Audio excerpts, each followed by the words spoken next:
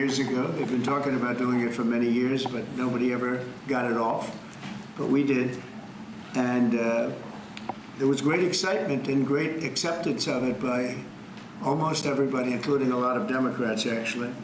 I do want to say that I've decided that the SBA, the Small Business Administration, headed by Kelly Loeffler, who's a terrific person, will handle all of the student loan portfolio. We have a portfolio that's very large, lots of loans, tens of thousands of loans, pretty complicated deal.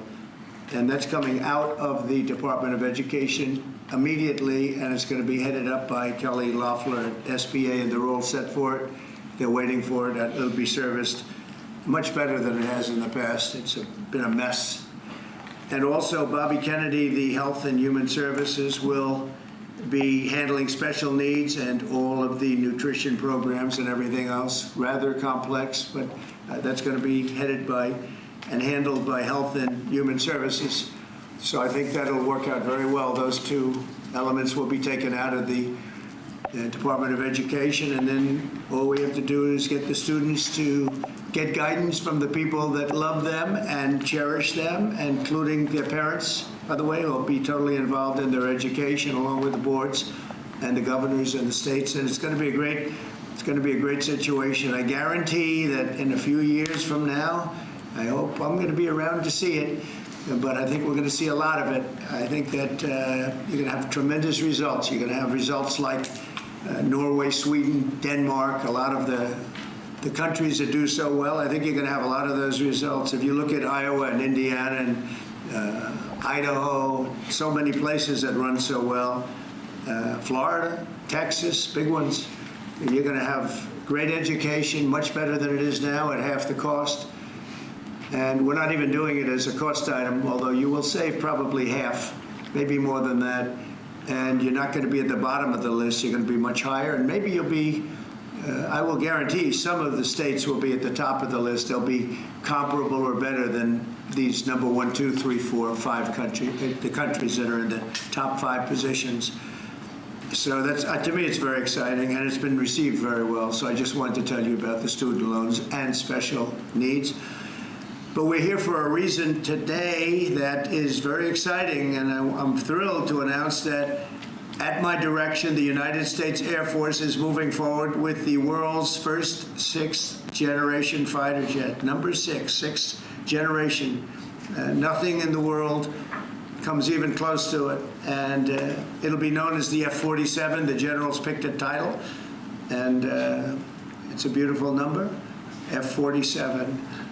It's something the likes of which nobody has seen before in terms of all of the attributes of a fighter jet. There's never been anything even close to it, from speed to maneuverability to what it can have to payload.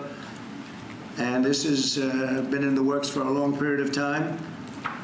After a rigorous and thorough competition between some of America's top aerospace companies, the Air Force is going to be awarding the contract for the next generation air dominance platform to Boeing. As you know, was highly competed for. There was a lot of competition, generals, and it's been going on for a long time. Very, very tough competition, but this plane is produced numbers that nobody's ever seen before. The F-47 will be the most advanced, most capable, most lethal aircraft ever built. An experimental version of the plane has secretly been flying for almost 5 years, and we're confident that it massively overpowers the capabilities of any other nation. There's no other nation. We know every other plane. I've seen every one of them, and it's not even close. This is a next level. You know, level 5 is good. This is level 6, they say. The F-47 is equipped with state-of-the-art stealth technology. It's virtually unseeable and unprecedented power. It's got the most power of any jet of its kind ever made. Maneuverability, likewise, is there's never been anything like it, despite the power and speed. Its speed is top. It's over 2, which is something that you don't hear very often. America's enemies will never see it coming. Hopefully we won't have to use it for that purpose, but you have to have it. And if it ever happens, they won't know what the hell hit them. A new fleet of these magnificent planes will be built in the air during my administration for the next couple of years. It's ready to go. They've already built much of what has to be built in terms of production, including the sheds. We'll ensure that the USA continues to dominate the skies. We've given an order for a lot. We can't tell you the price because it would give way to some of the technology and some of the size of the plane, good-sized plane.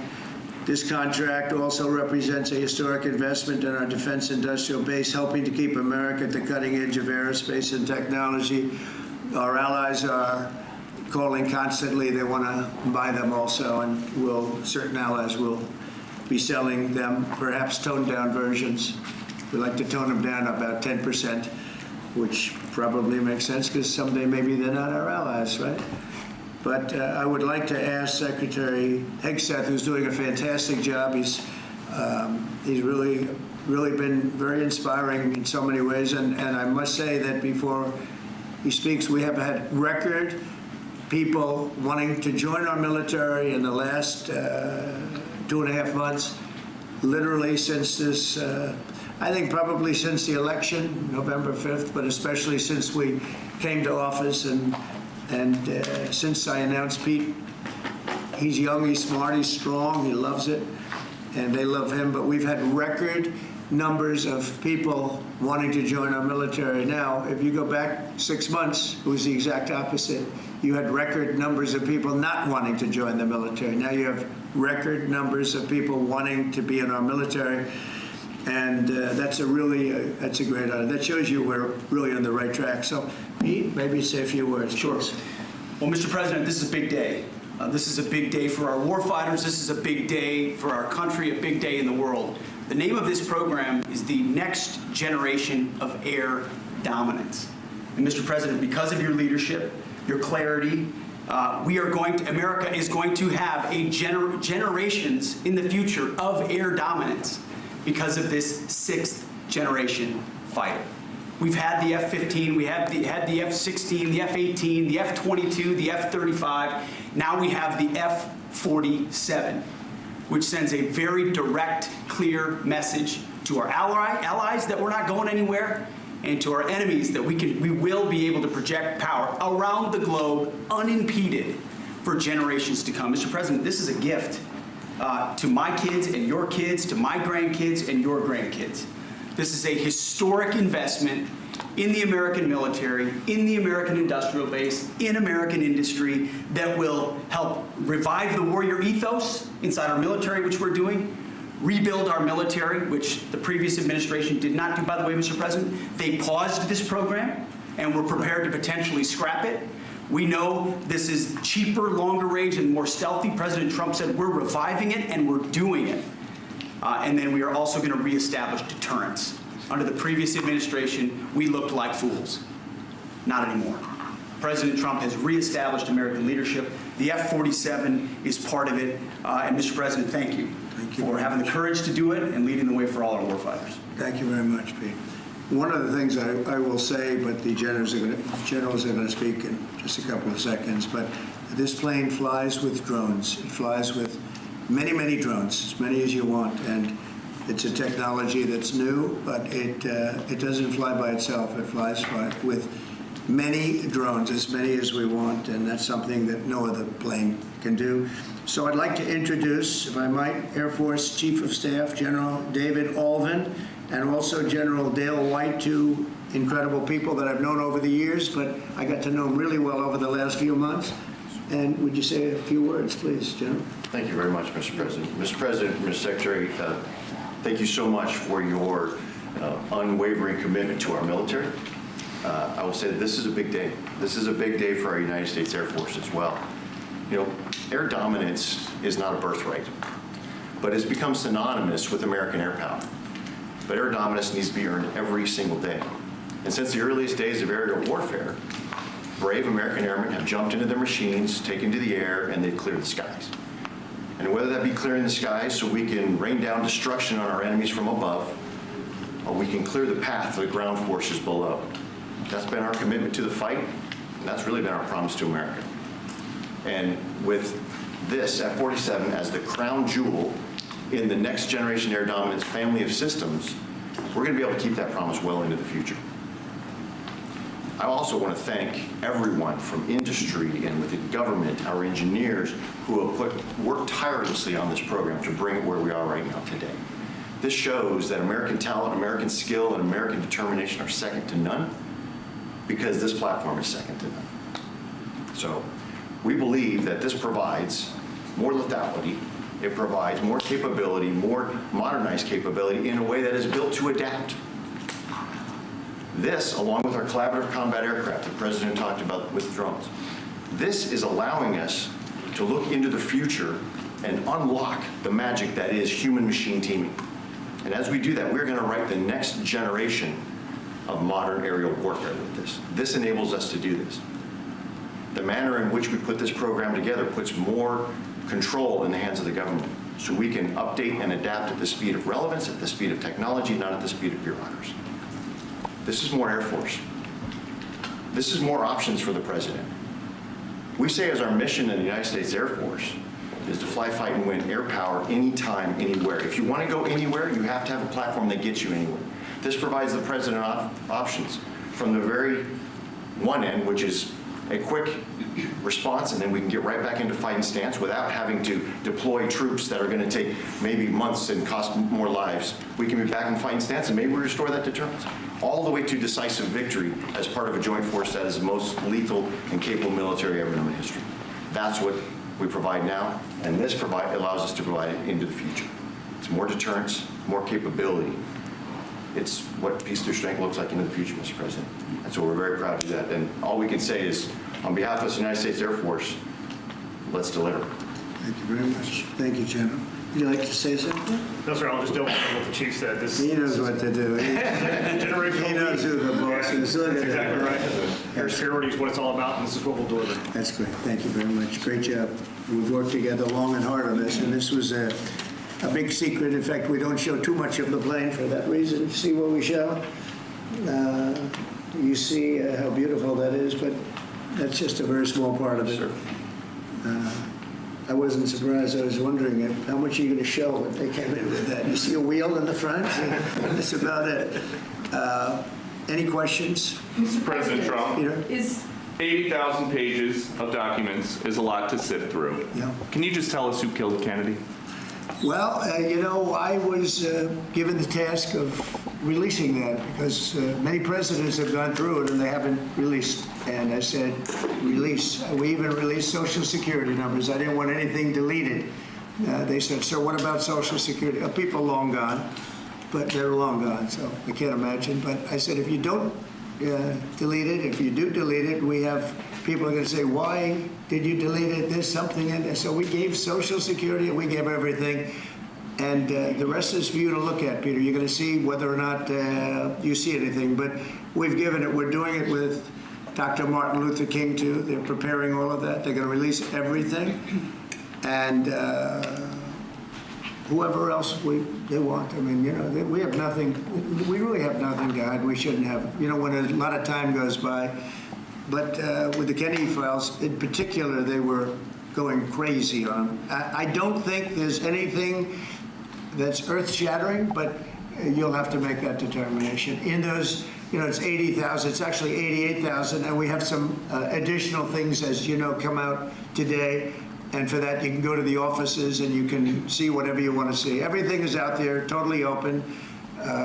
The additional stuff is available later on today. You go over to the offices and you can have it immediately. And you'll make a determination. And on something else, these Tren de Aragua guys, because of your executive order, they are designated as foreign terrorists. Yeah. If ISIS or Al-Qaeda foreign terrorists were operating here in the United States, cops would probably be shooting first and asking questions later. And so what is the difference between terrorists, between somebody like an ISIS or an Al-Qaeda operative versus a MS-13 or Tren de Aragua? Well, these are people that focus on destroying people in their homes. They're not as international in that sense. They're a group of thugs. They come from Venezuela. They come from the prisons of Venezuela. They're very, very dangerous people, but they didn't look so dangerous when the guards took care of the situation from El Salvador. And I want to thank the president. He's a friend of mine. He's done a great job.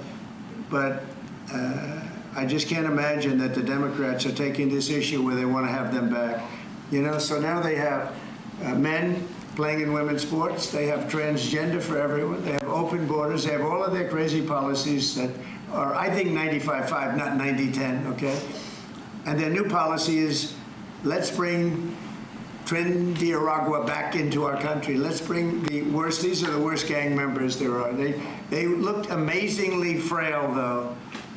By the way they were handled, it's very amazing. You know, they weren't, when they were in Colorado cutting the fingers off a man because he made a phone call to the police, they seemed a lot tougher then than they did when they were having their head shaved and they were in shackles.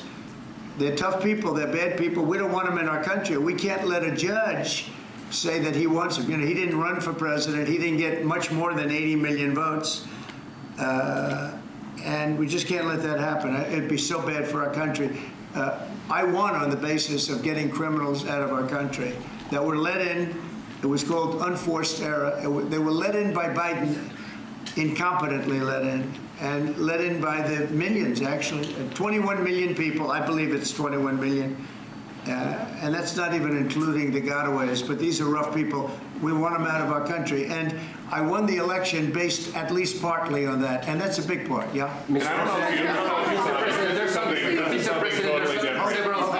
don't know if you saw this. Tim Walz is now saying about Trump supporters, and forgive me, I'm just reading a quote from Tim Walz, I think I could kick most of their ass. Oh, boy, he'd be in trouble. Is there any way to know? Well, he's a loser, yeah, I mean, he's a loser. He lost an election. He played a part. You know, usually a vice president doesn't play a part, they say. I think Tim played a part. I think he was so bad that he hurt her.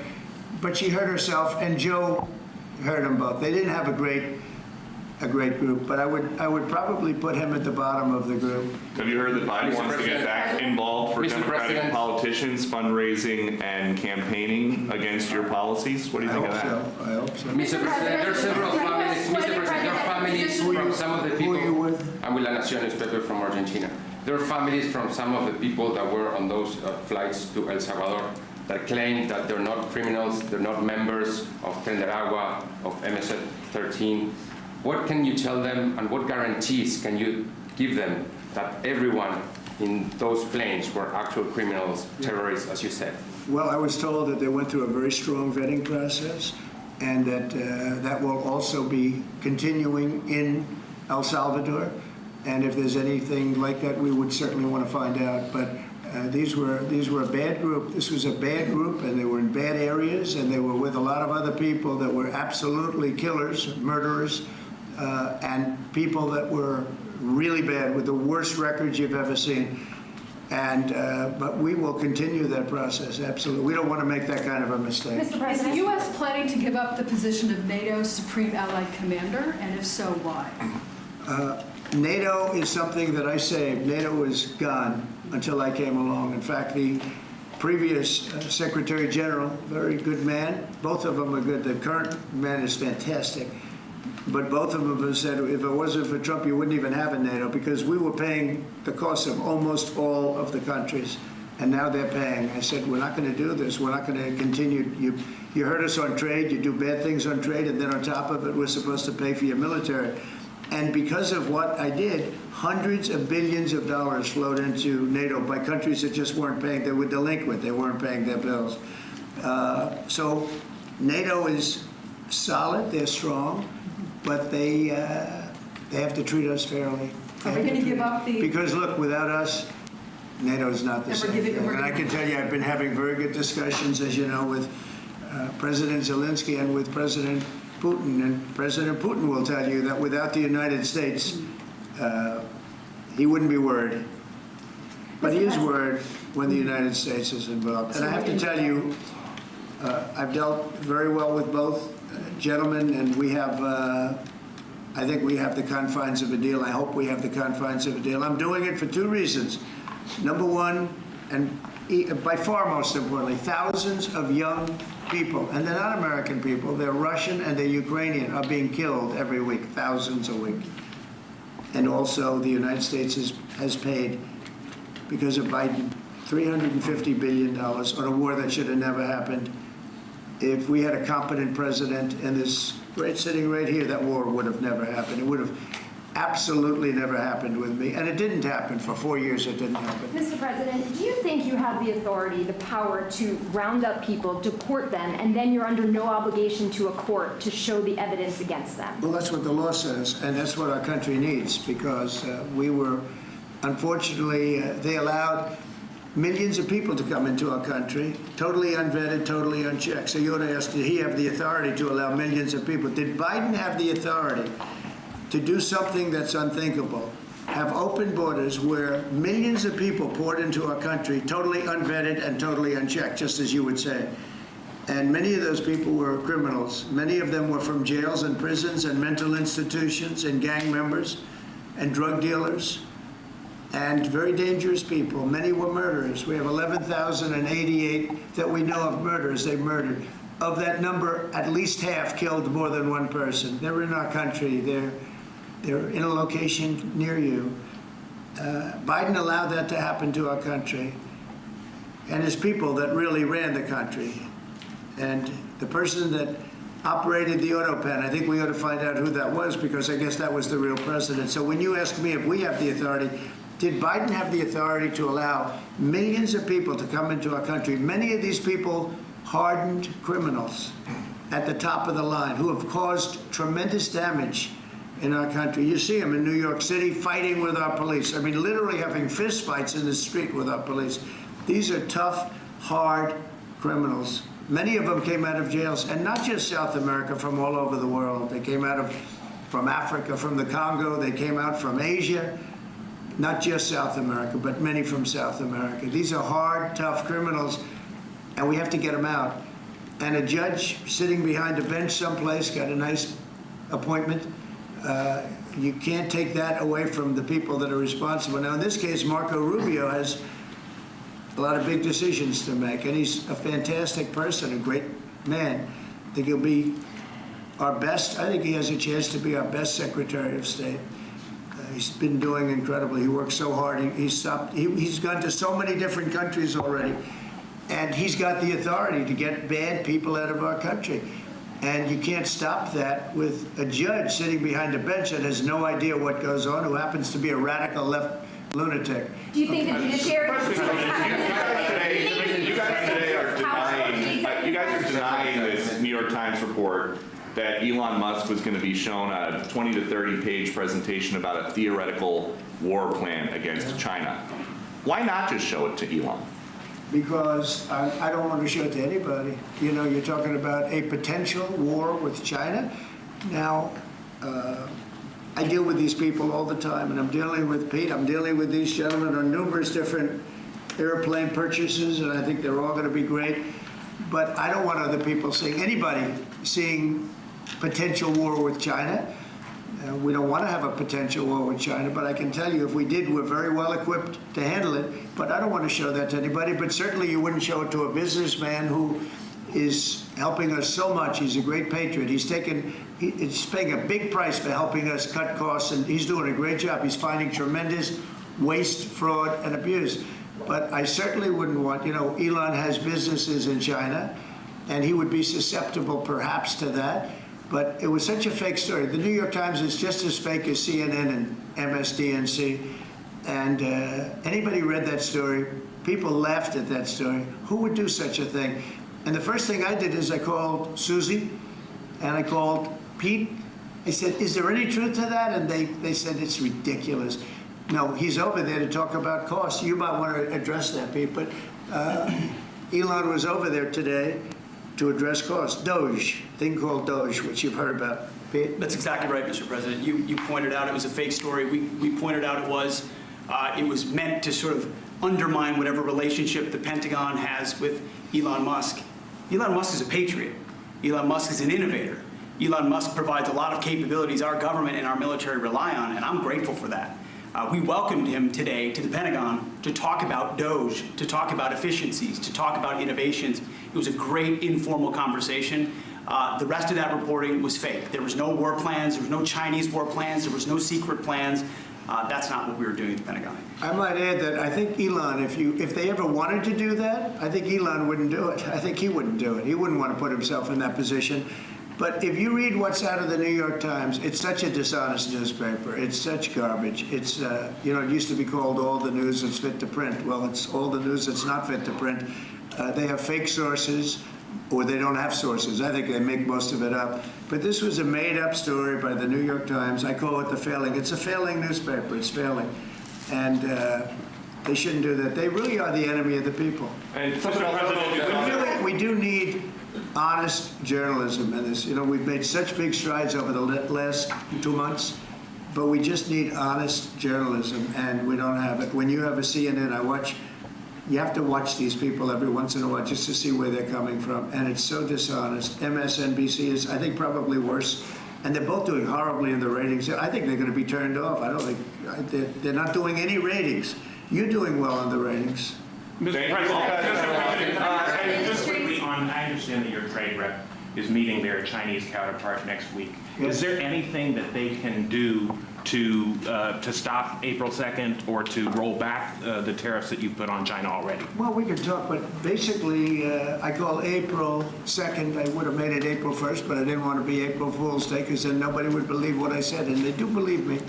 April 2nd is going to be Liberation Day for America. We've been ripped off by every country in the world, friend and foe.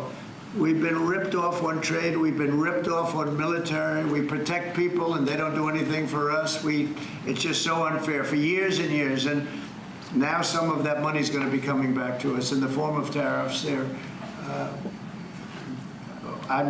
Tens of billions. It's going to be numbers like nobody's ever seen.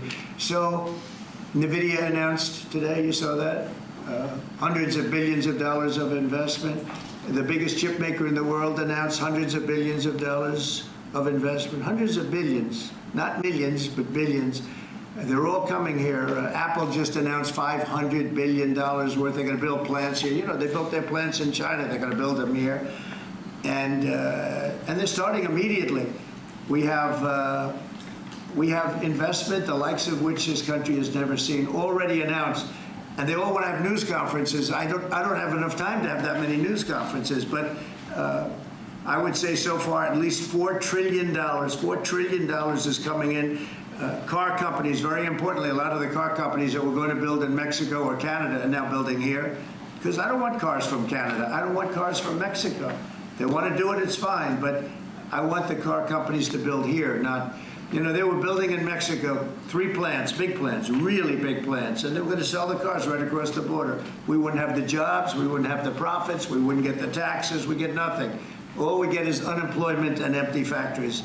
Those days are over. So now those 3 places are going to build here, but many more than that. We have a big one. Honda is building, just announced a really big plant in Indiana, great state, smart place to build. And we have many car companies coming here. The steel mills are going to be booming, And many other things come with that. But we need that for defense. There are certain things you have to have. You have to have steel. We would have had, if I didn't do in my first term tariffs to stop the onslaught, because they were dumping steel in order to destroy our steel plants. If I didn't do 50% and even 100% in certain cases tariffs on steel, you wouldn't have a steel plant in the United States. And Biden was unable to get rid of those tariffs because they threw off so much money that his numbers, which didn't work anyway because his numbers were terrible, what he did, the way he spent money was so horrible, and what he allowed to happen to energy. That's the other thing. Energy is going to be like it's never been before. Mr. Vice President is here. Do you have anything to say while you're here? No, sir. I'm Good Vice President. I'm just here to watch the show, sir. Okay. I think airplanes are pretty cool, so I wanted to check this out. Airplane's cool. It is cool. Mr. President, anything that China can do to take off the trade war at this point, though? Well, I'll be speaking to President Xi. I have a great relationship with him. We're going to have a very good relationship. But we have a $1 trillion deficit because of Biden. with President Xi, more than that. I mean, I've heard $1.2 trillion. We have a deficit. And I've explained that to President Xi. We also have a problem where he's allowing fentanyl to be sent into Mexico and then cross the border and, killing. I think the number is much higher than the 125, 115 that I think it's closer to 300,000 people a year. And so that's a problem. But they have a tremendous surplus against the United States, and we don't want that. Mr. President, why do you want to control Ukraine's power plant? Members of the States have come to you asking for exemptions on tariffs. Is that something that is under consideration by you? Well, people are coming to me and talking about tariffs, and a lot of people are asking me if they could have exceptions. And once you do that for one, you have to do that for all. So, I mean, generally, I did something interestingly during 2 weeks ago. I gave the American car companies a break because it would have been unfair if I didn't. And everybody said, oh, he changed his mind on tariffs. I didn't change my mind. I helped our, sort of big three, big four. I helped some of the American companies. And instead of taking it properly, they said, oh, he changed it. I don't change, but the word flexibility is an important word. Sometimes there's flexibility, so there'll be flexibility. But basically, it's reciprocal. So that if China's charging us 50% or 30% or 20%, and I don't mean China, I mean anybody, any country, Canada. Nobody knows that Canada's charging our dairy farmers. They have 270% tariffs. Nobody knows that. Nobody knows that. They have up to 400%. They have a couple of tariffs at 400%. Nobody knows that. Nobody talks about that. And remember, with Canada, we don't need their cars, we don't need their lumber, we don't need their energy, we don't need anything from Canada, and yet it costs us $200 billion a year in subsidy to keep Canada afloat. So when I say they should be a state, I mean that. I really mean that, because we can't be expected to carry a country that is right next to us on our border. It would be a great state. It would be a cherished state. The taxes for Canadian citizens would go down in less than half. They don't spend money on military because they think we're going to protect them. There are many things that they do, like icebreakers. They want us to provide icebreakers for them. Oh, that's wonderful. So the Canada, they're very tough traders too. I want to just tell you, all the people, they're tough traders. They trade very tough. And, the expression I use is, some people don't have the cards. I used that expression about a week and a half ago, right? Somebody was negotiating who didn't have the cards, who's now, I think, saying that he wants to do it, and I think we're going to have a big deal on that very special something. We got to make a deal on that. But Canada has been a very nasty negotiator against the United States, took advantage of the United States for a long time.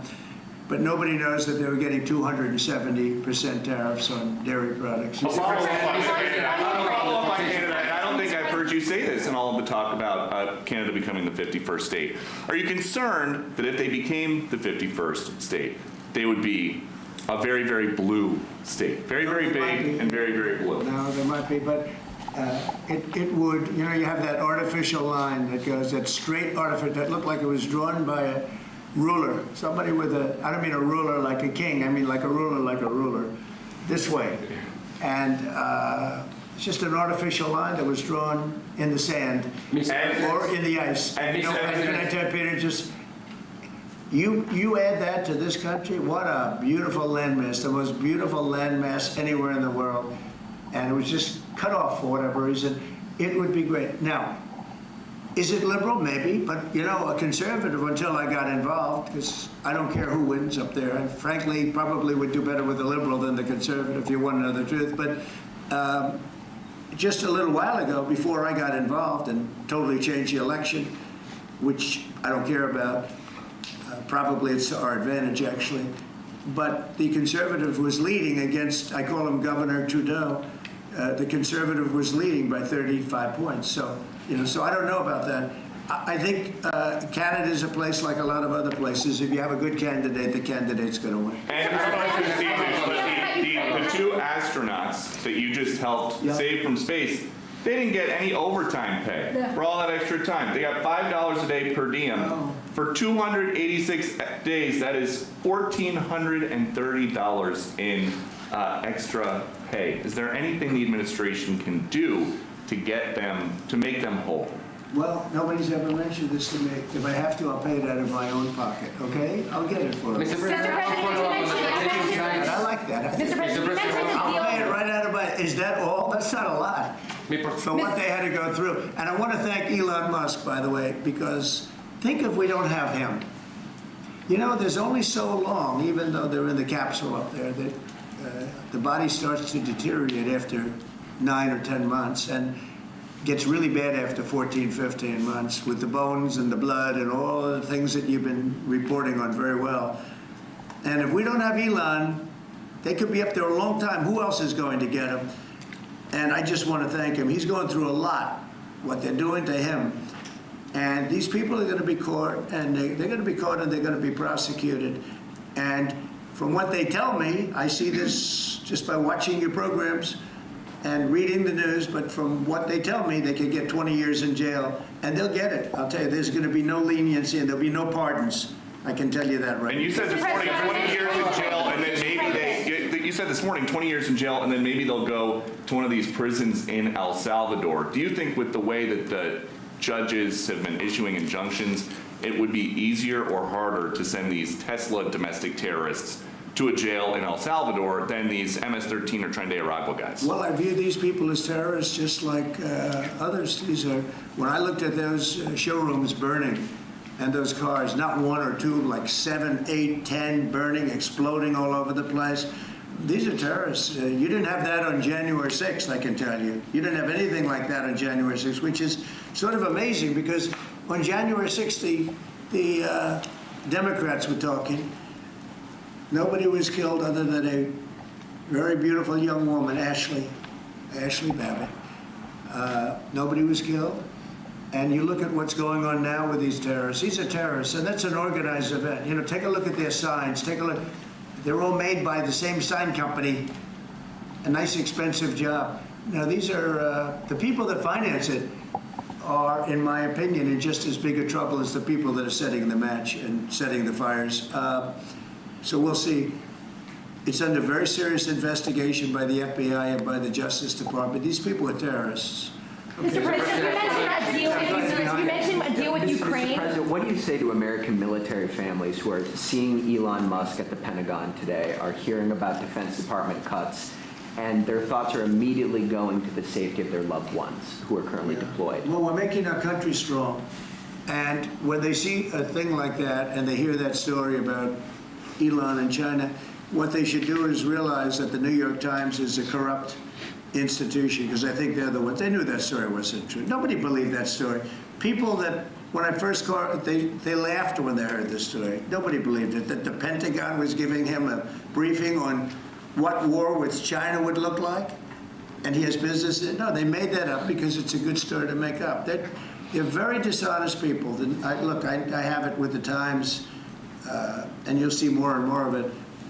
To me, it's a very, very dishonest organization.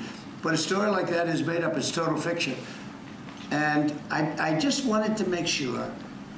I called up Chief of Staff and I called up Pete. And I said, is there any truth to that? Absolutely not. He's there for Doge, not there for China. And if you ever mention China, I think he'd walk out of the room. He wouldn't take it anyway. So it's just a made-up story. Nobody's taking better care of the military. One of the things that I know that Pete's doing is he's talking about a lot of the civilian staff, and we're going to get them other jobs. You know, we're going to have a lot of jobs in this country, but we don't want to have wasteful jobs. We want to have meaningful jobs. And those who are wasteful jobs, those are jobs that not only military, but jobs where people don't show up. You take a look at Department of Education. I've never seen so many buildings with the names on it. You go past one after another Department of Education, and they're empty. The people don't show up. You know why? Because they have other jobs, because they're playing golf, or they're playing something, they're doing something. And we have a lot of great people, but we have to move that back to the States. We're going to make our country strong, and we're going to get people much better jobs, because we have companies moving into our country, the likes of which we've never seen before. Nothing like this has happened. and it's automatic. They don't want to pay the tariffs. How do you avoid paying the tariffs? You build your plant in the United States, and it's a beautiful thing to see. I see it. So far, I would say $4 trillion. Nobody's ever heard of them. No country's ever heard of numbers like that. $4 trillion, and those are the best ones. The biggest, best chip maker in the world. I'm not a fan of the CHIP Act, where you give billions of dollars away to companies that don't need it, and it won't bring them here. I'm giving nothing away. All they're doing is coming here. They're building because they want to avoid. Remember this on the tariffs, too, because that's going to be, Liberation Day, April 2nd. It's reciprocal. If they charge us, we charge them. So somebody said, well, how much are the tariffs? Very fair. If India, as an example, has been very bad to us on tariffs. They charge 100%, 200%, whatever they charge. Now, Europe just announced they're lowering the tariffs on cars. We charge, like a joke, 2.5%. That's what this country charges. Europe just announced that they're reducing their tariffs on cars to 2.5%. It's nice. But they also have non-monetary tariffs where they make it impossible for the cars to get in even without the dollars on them and the dollar signs. It's called a non-monetary tariff, where they put on controls where no matter what happens, because they don't want cars, they don't want the American car in their market. And yet they send us millions of cars. They send us big agriculture. They don't want our agriculture. They don't want anything from us. European Union's very tough. But now it's fair. So whatever they do to us, we do to them. Mr. President, you mentioned as Russia continues to attack Ukraine, are you planning to impose any sort of sanctions? Well, they're fighting against each other. Yeah, I think we're going to have we have a ceasefire on a lot of areas, and so far that's all held very well. And getting that ceasefire, they had a lot of guns pointing at each other. You had some soldiers, unfortunately, surrounded by other soldiers, and they are going to be, I believe, we're going to pretty soon have a full ceasefire, and then we're going to have a contract. And the contract's being negotiated, the contract in terms of dividing up the lands, et cetera, it's being negotiated as we speak. What do you say to critics who say that your actions towards law firms amount to coercion? Well, the law firms all want to make deals. You mean the law firms that were going after, that went after me for 4 years, ruthlessly, violently, illegally? You mean, are those the law firms you're talking about? They're not babies. They're very sophisticated people. Those law firms did bad things. They went after me for years. Russia hoax. All a hoax. It was a hoax. It was Hunter Biden's laptop. It didn't come out of Russia, by the way. It was came out of his bedroom. It was all a hoax, developed by Democrats. Hillary, I don't think Biden did, because I don't think Biden knows what the hell he's doing, frankly, based on everything I see. I've seen things since being here that are so sad, what he's done to this country, what he and they did to this country, those people that surrounded him, who, by the way, are radical left but smart. He's not smart. He was never smart. But these are radical left, smart people. They totally controlled him. He did whatever they told him to do. And it's a shame. It's so sad to see what happened, what they've done to this country, both not only the inflation you saw, but allowing millions and millions of criminals into our country. That's an inexcusable act. And many other things besides that. Thank you very much. Mr. President, can we talk one more question on Ukraine? Why do you want to control Ukraine's power plants, sir? Thank you. Thank you very much. All right, you've been watching live inside the Oval Office with President Trump and Secretary of Defense Pete Hegseth. A huge announcement coming out today regarding the military, the Navy in particular, the program called the Next Generation of Air Dominance. The Air Force announcing a new fighter jet. It will be called the F-47. It is the best in speed, maneuverability, payload. It will be built by Boeing. The president says this changes the game when it comes to United States dominance in being able to protect ourselves, but also being able to I guess, threaten our enemies. Yeah, Secretary Hegseth said that our grandkids will be thanking us for this because it is a gift to them. The next generation of air dominance is what they called it. So, listen, we appreciate you joining us. Stand by now as we take you to your regular programming. Dr. Phil, wake up. The episode is Man Camp Part 5. 3 couples trying to save their marriages continue their work at the Dr. Phil house. We appreciate you joining us today. We'll see you back here on Monday. Have a great weekend. And doing this with women.